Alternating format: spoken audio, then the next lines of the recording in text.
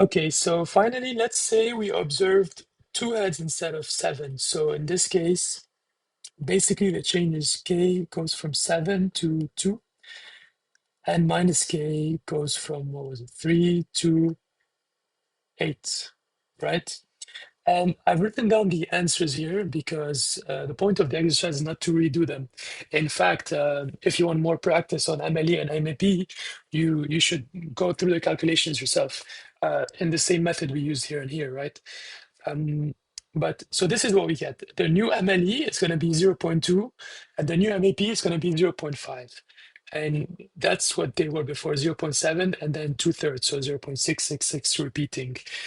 Um, Quick intuition on maybe why there are 0.2 and 0.25. So basically what changed in the MLE computation is k and n minus k here and here. And you can see, so basically this 7 turns into a 2, and this 3 turns into an 8, right? And the 7 and 3 pretty much stay untouched, right? The whole time. You can follow them here, here, and then finally here and here.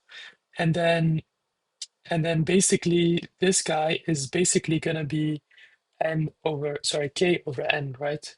K over n, so 7 over n. And so k over n, in this case, k is equal to 2, so and n doesn't change, n is still 10.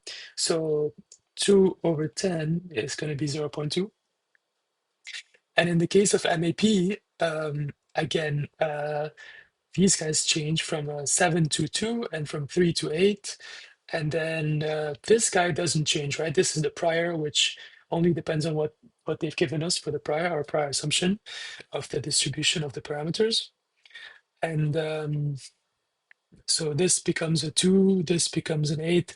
This changes also, 10 choose 2, but it doesn't matter because it's all absorbed by this constant, which we name arbitrarily.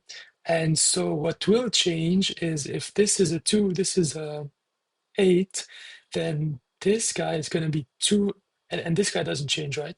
So this guy here is going to be 2 plus 1, 3, and this guy is going to be 8 plus 1, 9.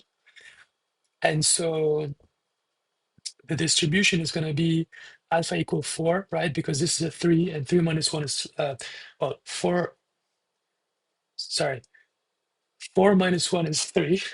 And so this guy is going to be a 4 to get 3 here, because we know we got 3 here due to these guys. And this guy is going to be a 9, we said. So this guy is going to be a 10, right? 10 minus 1 is 9. And you follow all the way down, you maximize whatever, and then you're going to get 1 over 4, which is 0.25.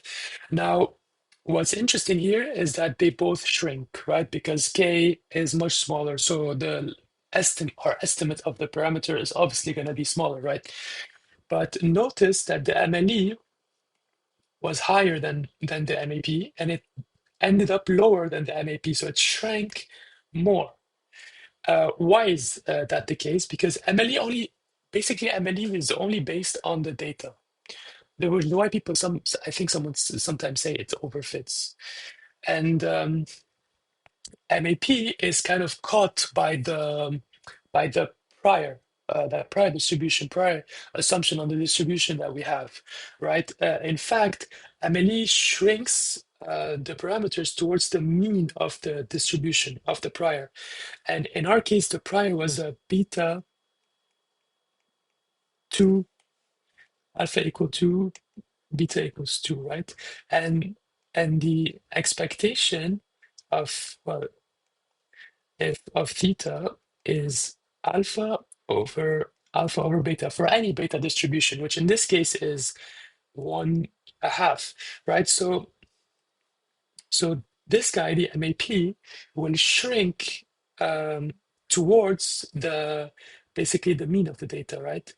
And this is why it shrinks less, because it's kind of caught by the way it works. It shrinks to the mean of the data, which is 0.5, and so it doesn't go much further away from 0.5 than the MLE, in a nutshell.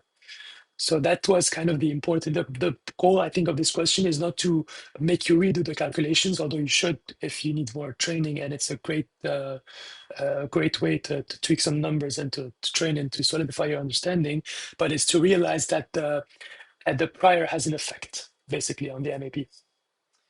So with that, we're done.